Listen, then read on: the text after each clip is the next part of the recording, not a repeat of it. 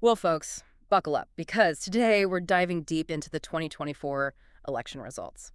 And let me tell you this article from Vlad. It's called Why Trump Won the USA Presidential Election 2024. It's a wild ride. I mean, most people thought Harris had this one in the bag, but here we are, November 7th, and Trump is back in the White House. Yeah, it was a real surprise for a lot of folks. For sure. Right off the bat, this article hits us with those electoral college numbers. 267 for Trump, 224 for Harris. And get this, the Republicans also took control of both the Senate and the House. Talk about a political earthquake. Yeah. So what are your initial thoughts on this major power shift? Well, it's certainly Yes, a significant shift in the political landscape, having one party control both the legislative and executive branches. It gives them a lot of power to push through their agenda. It'll be interesting to see how this new balance of power plays out. yeah, it's like we hit the reset button on everything. The article really zeroes in on those swing states. You know, the ones everyone was watching, Pennsylvania, Georgia, Arizona, all flipped red.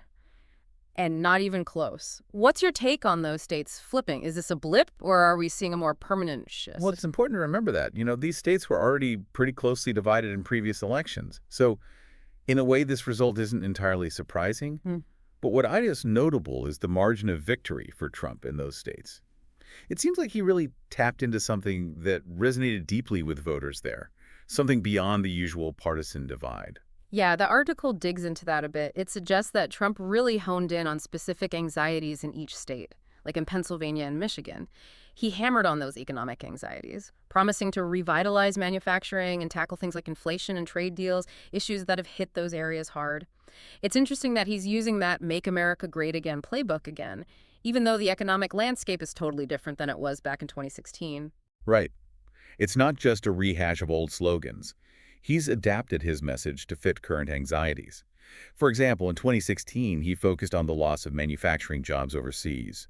This time, he's talking about the impact of inflation on everyday Americans. Yeah, it's like he's speaking to a whole new level of economic vulnerability. And down in Georgia and Arizona, the article says Trump really appealed to suburban voters, folks who might have traditionally leaned Democrat, Yeah. but are now worried about things like immigration and border security. Yeah, that shift in the suburbs is definitely something to watch. These are often considered swing voters, the ones who can really determine the outcome of an election. So the fact that Trump made inroads there, it suggests he broadened his appeal beyond his usual base. Okay, so we've got economic anxieties, shifting demographics, and then there's this whole the economy stupid angle.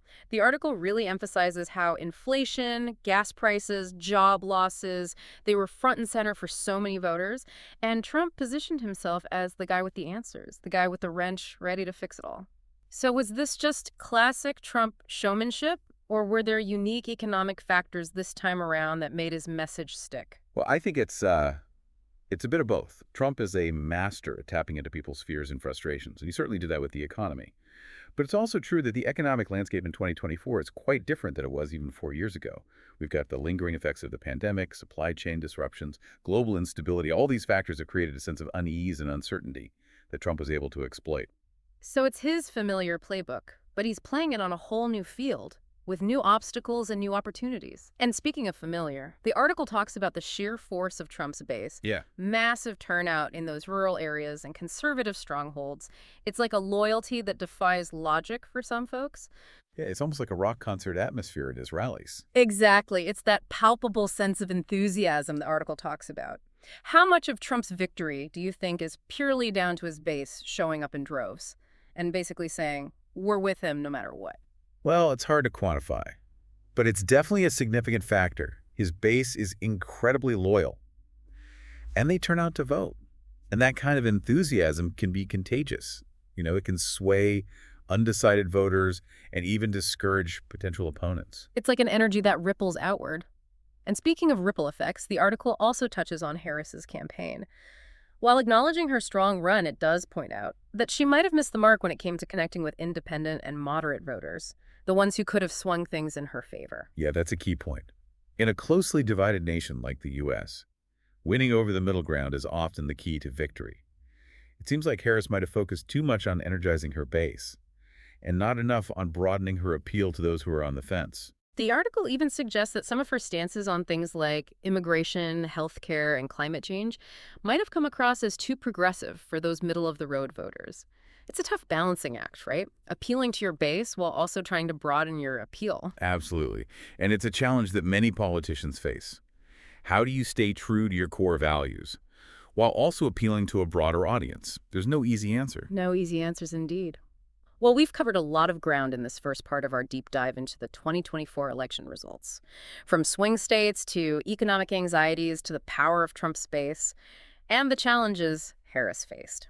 But we've got a lot more to unpack, so let's take a quick breath and then dive back into the rest of this fascinating article. One thing that really jumped out at me in this article was how social issues took center stage during the campaign, especially things like abortion rights and gun control. Yeah, it feels like those issues never really go away. And the article definitely highlights how Trump's stance on those issues, pro-life and staunchly pro-gun rights, really helped solidify his support among conservative and religious groups. It's interesting how these social issues, they can be such powerful motivators for voters. They tap into these deeply held beliefs and values, Yeah. often transcending traditional political boundaries Right. for a lot of voters. These issues aren't just political talking points. They're deeply personal and tied to their sense of identity and community. Yeah, it's like those issues hit a different chord, a more emotional one maybe. And it makes you wonder how much those social issues, compared to those economic ones we talked about earlier, really tip the scales in Trump's favor. What do you think? It's tough to say for certain what impact any single issue has on an election, but it's clear that these social issues mobilized voters on both sides. And in a close election, even a small shift in voter turnout can make a big difference. It's a game of inches, right? Every vote counts. And speaking of mobilizing forces, the article points out something I found really interesting. The Republican Party was surprisingly unified behind Trump this time around. No major infighting, everyone on the same page, all their resources focused on getting him reelected. Yeah, that's pretty unusual for any political party, Mhm. especially one that's gone through as much turmoil as the Republicans have in recent years. Right. It makes you wonder if that desire to defeat the Democrats, to regain control of the government, maybe that became such a powerful unifying force that it just overshadowed any internal divisions they might have had. It's like that old saying, the enemy of my enemy is my friend. Maybe that's what happened here. They put aside their differences for the bigger goal. And the article touches on something else that I think plays into this whole idea of unity and momentum: endorsements. Ah, yes. The power of a well-placed endorsement. Exactly. The article mentions Trump snagging some big-name endorsements, not just from the political world, but from the business world as well. And in today's world where everyone's bombarded with information, endorsements can really cut through the noise, especially if they come from figures people trust or admire. Absolutely.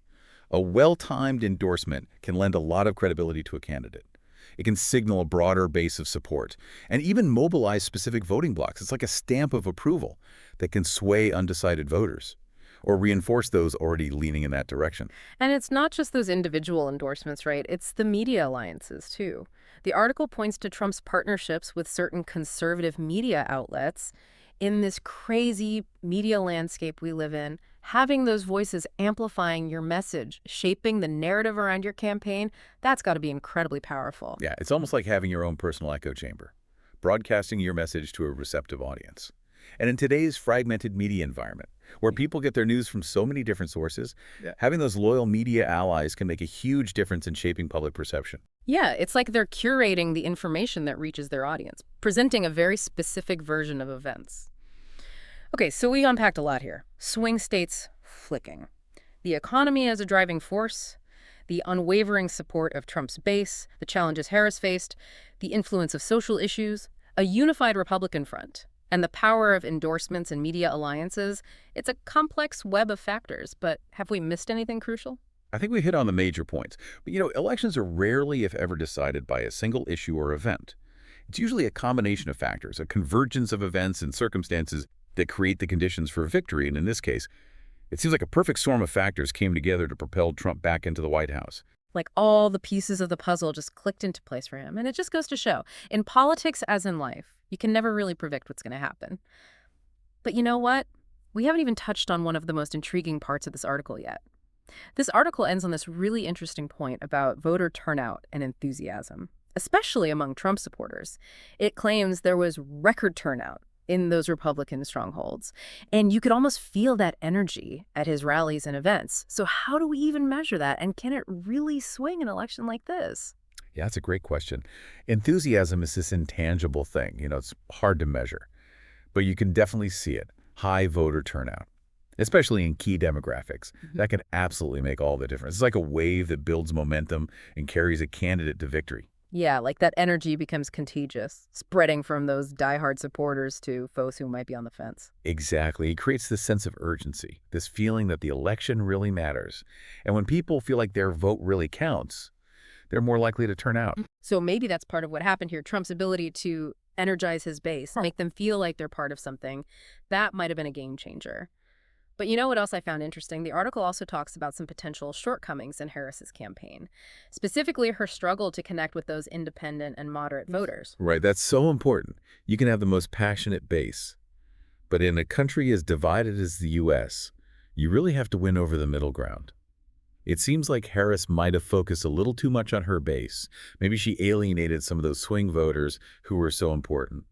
The article mentions her policies, immigration, healthcare, climate change. It suggests those might have been too progressive for some of those middle-of-the-road voters. Was she just too far left? Well, it's hard to say for sure, but it's definitely possible. It's a tough balancing act for any candidate, trying to please your base, but also appeal to a wider range of people. Yeah, trying to find that sweet spot, that common ground. We've covered a lot in this deep dive. Swing states, the economy, social issues, the power of Trump's base, and the challenges Harris faced. What a journey through this election. It really has been. I think it highlights just how complex American politics is.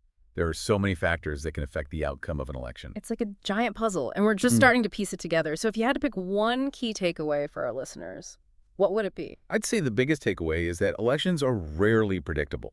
They're influenced by so many things: economic anxieties, social trends, demographics. And the choices made by the candidates. We can analyze all these factors, but there's always an element of surprise, something that defies expectations. A reminder to never take anything for granted.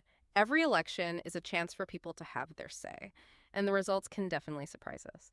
And on that note, I want to leave our listeners with one final thought. The article points out that Trump won by focusing on those kitchen table issues, things like inflation, border security, and those social issues people feel so strongly about. What does that tell us about voters? What are they looking for in a leader? And what does it mean for the future of politics in America? Something to think about. And until next time, keep diving deep as